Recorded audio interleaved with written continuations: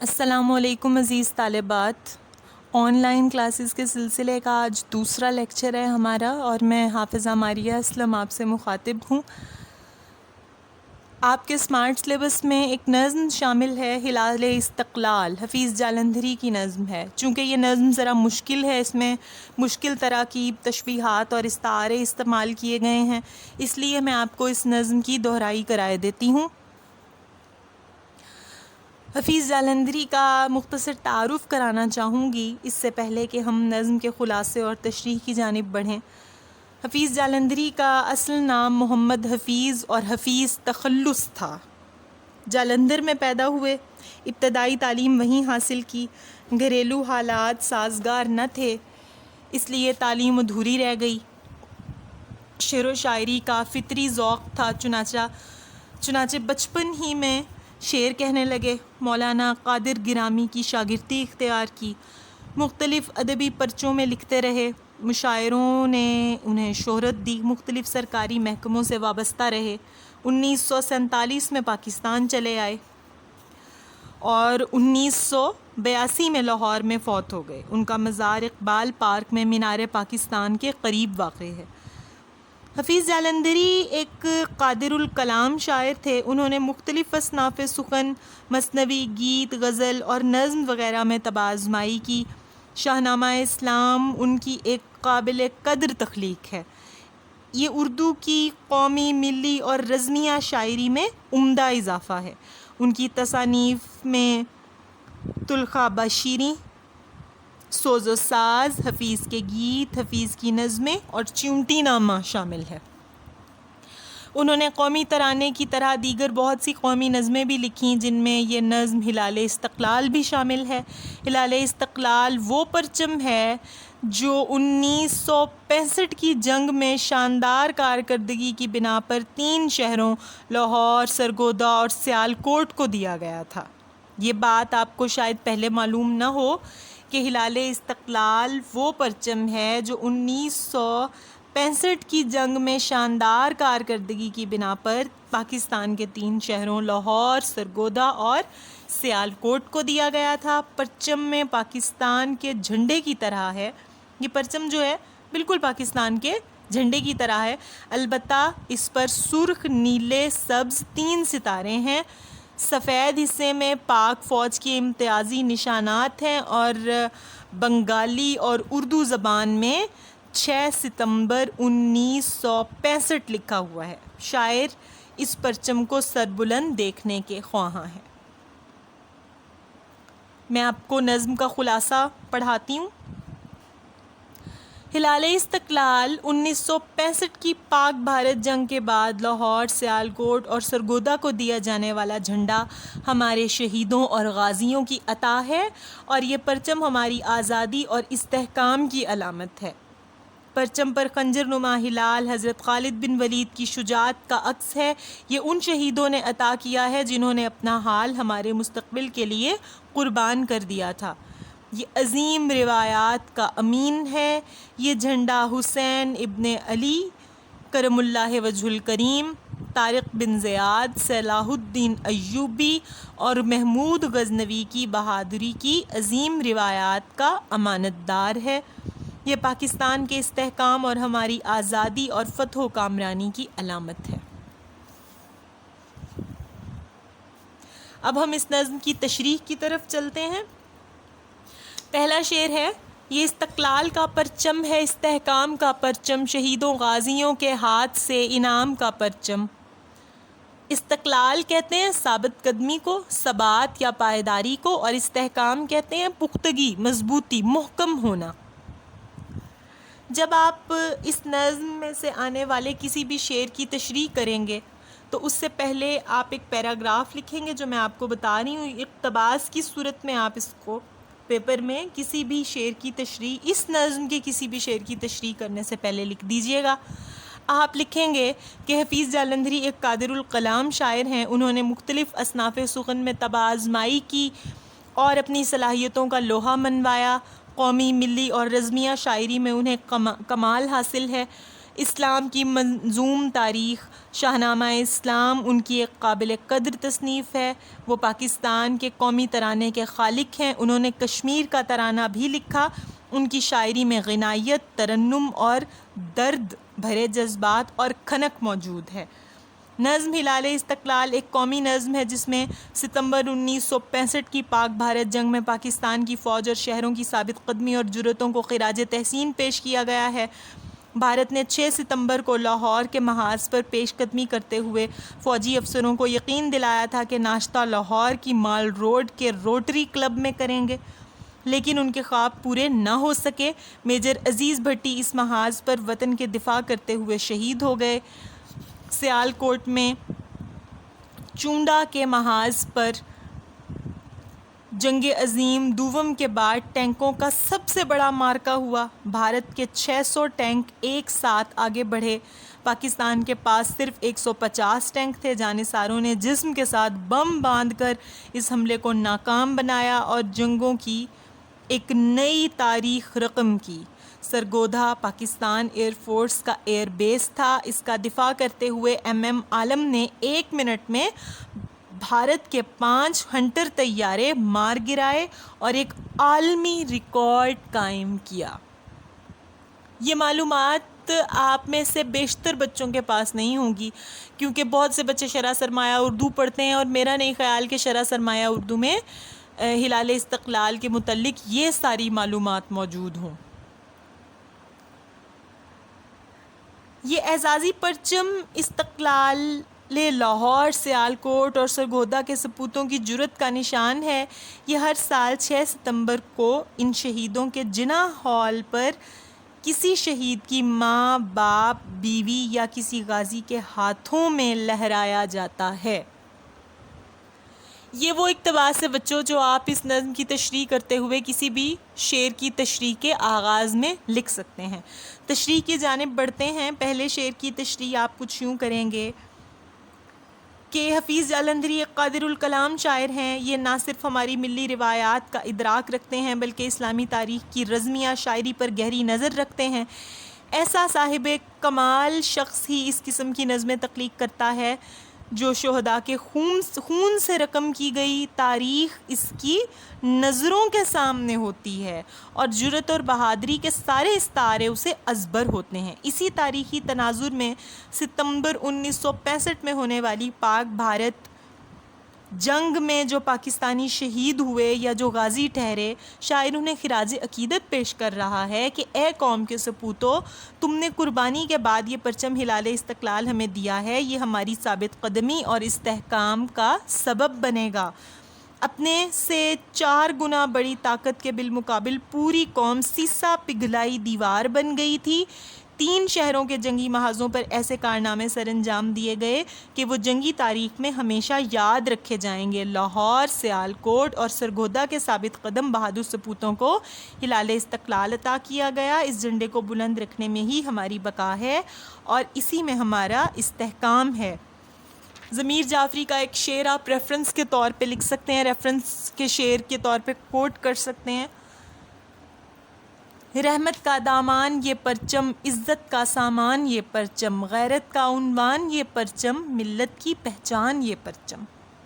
یہ سبز ہلالی پرچم ہلال استقلال ان شہیدوں کی قربانیوں کے طفیل ہمیں حاصل ہوا جنہوں نے قوم کے مستقبل کے لیے جانوں کی قربانیاں دیں اور 1965 کی جنگ میں دشمن کو شکست دی، جنہوں نے جسم کے ساتھ بم باندھ کر دشمن کے ٹینکوں کو تباہ کیا اور جنہوں نے BRB کے پار دشمن کا غرور خاک میں ملایا۔ یہ عزیز بھٹی شہید جیسے جانثاروں کی عطا ہے اور یہ ایک عظیم پرچم ہے۔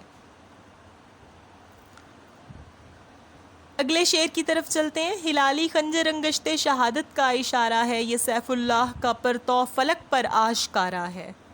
ہلالی خنجر پہلی تاریخ کے چاند کی شکل کا خنجر، ٹھیک ہے۔ انگشت شہادت دائیں ہاتھ کی انگوٹھے کے ساتھ والی جو انگلی ہوتی ہے نا، جو دوران نماز ہم اللہ تعالیٰ کی وحدانیت اور رسالت رسول صلی اللہ علیہ وآلہ وسلم کی گواہی کے اشارے کے لیے اٹھاتے ہیں، یعنی شہادت کی انگلی کو انگشت شہادت کہتے ہیں۔ سیف اللہ، اللہ کی تلوار، یعنی حضرت خالد بن ولید کا لقب ہے یہ. پرتو کہتے ہیں عکس کو، جھلک کہتے ہیں فلک کو، اور عکس کہتے ہیں، پرتو کہتے ہیں عکس کو، اور فلک کہتے ہیں آسمان کو، آشکارا ظاہر ہونا. حفیظ جالندھری ہلال استقلال پرچم کو تاریخی تناظر میں دیکھ رہے ہیں بچوں. اس پرچم کے سبز حصے پر جو چاند ستارہ بنا ہے، اس میں چاند پہلی تاریخ کا ہے جسے ہلال کہا جاتا ہے، اور یہ نشان خنجر نما ہے. اس شعر میں خنجر اور تلوار کا ذکر کیا گیا ہے اور دونوں میں خم ہوتا ہے. شاعر کا کہنا ہے کہ خنجر نما ہلال دراصل انگشت شہادت کا اشارہ ہے. جب ہم نماز میں اتحیات کے دوران انگشت شہادت دائیں ہاتھ کی انگوٹھی کے ساتھ والی انگلی اٹھا کر اللہ تعالیٰ کی وحدانیت اور نبی پاک صلی اللہ علیہ وآلہ وسلم کے آخر الزماں ہونے کا اقرار کرتے ہیں اور گواہی دیتے ہیں، گویا شاعر یہ کہہ رہے ہیں کہ اس پرچم پر ہلال کا نشان ہماری توحید و رسالت کی گواہی کا علمبردار ہے، اور یہ کہ ہم اس ایمان کے تحفظ کے لیے کٹ مرنے کو تیار ہیں، اور یہ ہمیں ہر دم یاد دلاتا ہے کہ پرچم ہمارے لیے کتنا اہم ہے.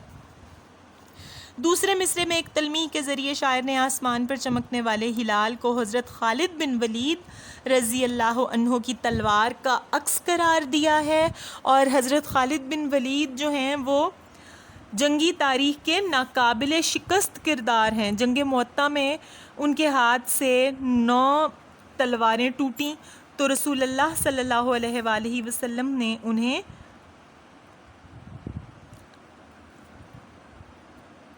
سیف اللہ کا لقب عطا کیا. گویا شاعر دشمن کو باور کرانا چاہتے ہیں کہ ہم حضرت خالد بن ولید رضی اللہ عنہ کی طرح ناقابل شکست ہیں، اور جس طرح انہیں اللہ کی تائید حاصل تھی ہمیں بھی یہ تائید حاصل ہے. جب تک ہلال استقلال والا یہ پرچم ہم پر سایہ فگن رہے گا، ہم شہیدوں کی شہادتیں اور غازیوں کی تاریخی کارناموں کا تسلسل قائم رکھیں گے، اور جب تک آسمان پر چاند ستارہ چمکتا رہے گا ہمارا یہ ہلالی پرچم بھی بلند رہے گا. تیسرے شعر کی جانب بڑھتے ہیں. ہلال خنجر قومی عطیہ ہے شہیدوں کا، جو خود قربان ہو کر بھر گئے دامن نویدوں کا. عطیہ تحفے یا نذرانے کو کہتے ہیں. نویدوں کا مطلب ہے خوشخبری، خوشخبریاں. نوید ایک خوشخبری اور نویدوں زیادہ خوشخبریاں. شاعر ایک دفعہ پھر اس بات کا اقرار کر رہا ہے کہ 17 روزہ پاک بھارت جنگ میں فتح کے بعد ہمیں یہ پرچم ہلال استقلال عطا کیا گیا ہے، اور یہ ان شہیدوں کی دین ہے جنہوں نے ساری آرزوؤں، خواہشوں اور مستقبل کے سہانے خوابوں کو تج کر قوم کے روشن مستقبل کی خاطر شہادت کو گلے لگایا. یہ ان سینکڑوں نہیں ہزاروں شہیدوں کی عطا ہے جنہیں شہادت کے بعد ابدی زندگی کا یقین تھا. ایک شاعر نے انہیں خراج تحسین پیش کرتے ہوئے کہا ہے: تم ہی نے اپنا وطن بچایا، تم ہی نے باطل کا سر جھکایا، بجھا کے شمع حیات اپنی وفا کی راہوں کو جگمگایا. آپ ان اشعار کو ریفرنس کے طور پہ لکھ سکتے ہیں. یہ شہادت کے مقام و مرتبے سے آگاہ لوگوں کا دیا گیا پرچم ہے جو قوم کی آزادی، ترقی اور استحکام کے لیے بشارتوں کا استعارہ بنے. اسلامی رمزیہ شاعری پر گہری نظر رکھنے والا اور شاہنامہ اسلام کا مصنف حفیظ جالندھری بہت اچھی طرح جانتا ہے کہ ہماری ملی تاریخ میں فتوحات کا سب سے بڑا محرک شہادت کا جذبہ ہی رہا ہے. جو موت سے نہیں ڈرتا اسے شکست دینا مشکل ہوتا ہے، اور یہ آزادی ہماری بقا اور ہمارے استحکام کی ضمانت ہے. چوتھا شعر پڑھانے لگی ہوں میں. حسین ابن علی کے اسوائے مردانہ کا پرچم، برائے شمع ملت سوزش پروانہ کا پرچم. اسوا طریق زندگی، نمونہ. شمع ملت ایسی شمع جو ملک و ملت کی رہنمائی کے لیے روشن کی گئی ہو. سوزش پروانہ، پروانے کا جل کر مر جانا. مطلب یہ ہوا کہ پرچم کی تاریخ صدیوں پرانی ہے، اور اسلامی تاریخ بھی ہمیشہ جھنڈے کی اہمیت کو اجاگر کرتی رہی ہے۔ حضور صلی اللہ علیہ وآلہ وسلم کے عہد میں جو غزوات پیش آئے نا، ان میں حضور صلی اللہ علیہ وآلہ وسلم خود علم بردار مقرر کیا کرتے تھے کہ جھنڈا کون اٹھائے گا جنگ میں، مسلمانوں کا جھنڈا کون سے صحابی اٹھائیں گے۔ جنگ احد میں مصعب بن عمیر رضی اللہ عنہ کو علم بردار مقرر کیا۔ علم بردار کہتے ہیں بچوں جھنڈا اٹھانے والے کو، جو آدمی ہاتھ میں جھنڈا اٹھاتا ہے نا اپنی قوم کا، اسے علم بردار کہتے ہیں۔ ایسا بھی ہوا کہ علم بردار کا بازو کٹ گیا، یعنی بازو کاٹ دیا گیا، تو اس نے علم دوسرے ہاتھ میں اٹھا لیا۔ اچھا، اب علم آپ لوگ سوچ رہے ہوں گے کہ علم کیسے لکھتے ہیں؟ بیٹے جیسے آپ لوگ علم لکھتے ہیں نا، اسی طرح لکھیں گے علم۔ علم پر، لفظ علم پر زبر لگا دی جائے تو وہ علم بن جائے گا، جس کے معنی ہوتے ہیں جھنڈا۔ اور مسلمانوں کی تاریخ گواہ ہے کہ علم بردار صحابہ کرام نے اپنی جان گنوا دی مگر اپنے پرچم کو سرنگوں نہیں ہونے دیا۔ گویا رزم حق و باطل میں پرچم کی اہمیت مسلم ہے۔ اس شعر میں شاعر نے پرچم ہلال استقلال کو انہی پرچموں کے سلسلے کی کڑی قرار دیا ہے۔ وہ جھنڈا جو حضرت امام حسین علیہ السلام نے اٹھایا تھا، وہ باطل کے خلاف جرأت و مردانگی کی علامت تھا۔ شاعر نے حسین ابن علی کرم اللہ وجہ الکریم کہہ کر گویا اسے بھی ایک سلسلہ قرار دیا ہے کہ بہادر بیٹے کا باپ بھی بہادر تھا، یعنی حضرت علی کرم اللہ وجہ الکریم کا بیٹا بھی اپنے والد کی طرح بہادر تھا۔ یہ پرچم استقامت اور جانثاری کا لازمہ ہے، باطل سے نہ دبنے اور نہ جھکنے کا نشان ہے، یہ قربانیوں کا نشان ہے۔ اور یہ ملت کو شمع قرار دے کر نا شاعر نے کہا ہے کہ جس طرح شمع پر پروانے جان کی پرواہ کیے بغیر قربان ہو جاتے ہیں، اسی طرح یہ پرچم ہمارے لیے جان نثار کرنے کا مرکز ہے۔ اس شمع کو روشن رکھنے کے لیے ہم خون دیتے رہیں گے۔ ایک مفہوم یہ بھی ہے کہ یہ پرچم ہمارے لیے شمع ملت کی مانند ہے جو آزادی قائم رکھنے کے لیے روشن ہے، اور ہم اسی کے پروانے ہیں۔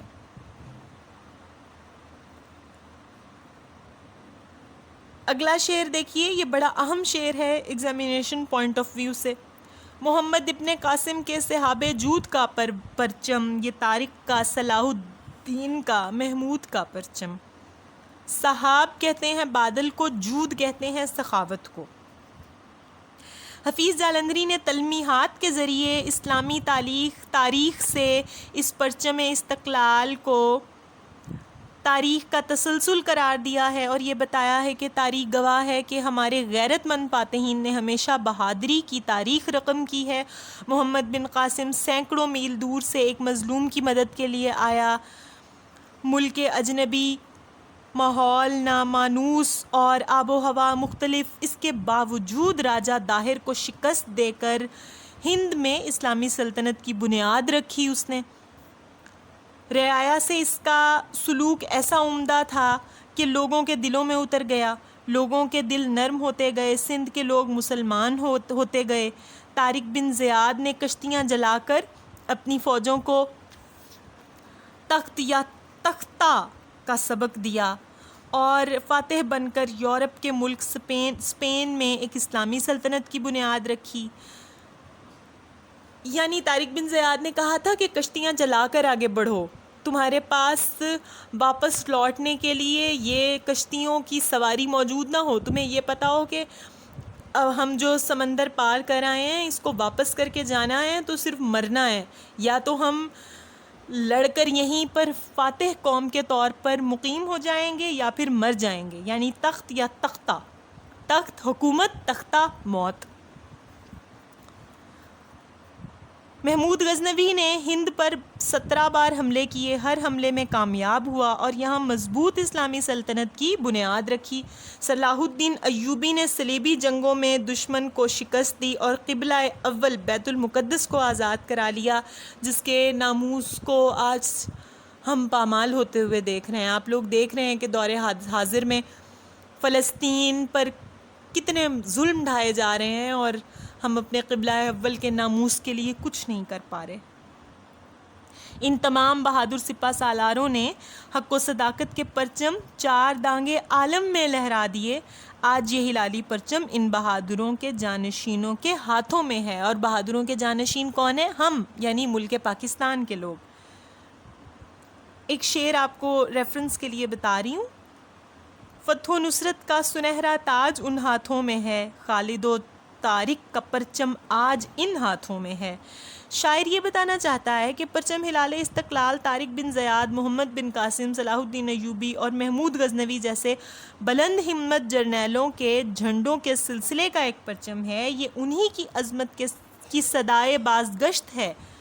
شاعر نے چار تلمیحات کے ذریعے ایک تو اس شعر میں تاریخ کو سمویا ہے اور یہ بلاغت کی عمدہ مثال ہے، اور دوسرا دشمن کو باور کرایا ہے کہ یہ جھنڈا نیا نہیں بلکہ ان غازیوں سے ہم تک پہنچا ہے اور ان کی جنگی صلاحیتوں اور سرفروشیوں کی یاد دلاتا ہے، ان کی قربانیوں کا ترجمان ہے۔ اگلا شعر پڑھتے ہیں۔ یہ پرچم ہے نشاں عالم میں فتح و کامرانی کا، زمیں پر ابر رحمت ہے نوید آسمانی کا۔ کامرانی کامیابی، ابر رحمت رحمتوں کا بادل، اور نوید کہتے ہیں خوشخبری کو۔ شاعر اسلامی تاریخ کا گہرا شعور رکھتا تھا، اس کے سامنے تاریخ کے مختلف ادوار ہیں، وہ اس پرچم کو مسلمانوں کی رزمیہ تاریخ کا تسلسل سمجھتا ہے، اس لیے وہ اسے فتح و کامرانی کا سلسلہ قرار دے رہا ہے کہ یہ پہلی اسلامی ریاست مدینہ سے چلا، افریقہ کے تپتے صحراؤں میں لہرایا گیا، یورپ کے کلیساؤں میں اذیتیں بلند ہوئیں تو وہاں پر مسلمانوں نے اپنی آذانوں کی گونج پھیلائی۔ کبھی محمد بن قاسم کے ساتھ اور کبھی طارق بن زیاد کے ہاتھ سے کامیابی کی علامت بنا، اور کبھی عقبہ بن نافع کے ہاتھوں خوشخبری بن گیا، پاکستان بن گیا۔ تو 1965 کی جنگ کے بعد اس پرچم نے ہلال استقلال کا نام پایا اور فتح اور کامرانی کا نشان بن گیا۔ ہماری لاکھ کمزوریوں کے باوجود یہ مستقبل میں بھی ہمارے لیے کامیابی کا پیغام بنا رہے گا، سرفرازی اور سربلندی کا باعث بنے گا۔ آج بھی ہمیں اگر کوئی اچھی قیادت میسر آئے نا تو یہ قائد کی پکار پر جانثار ملک و ملت کی سربلندی کے لیے دوڑے چلے آنے والے لوگوں کا ملک ہے۔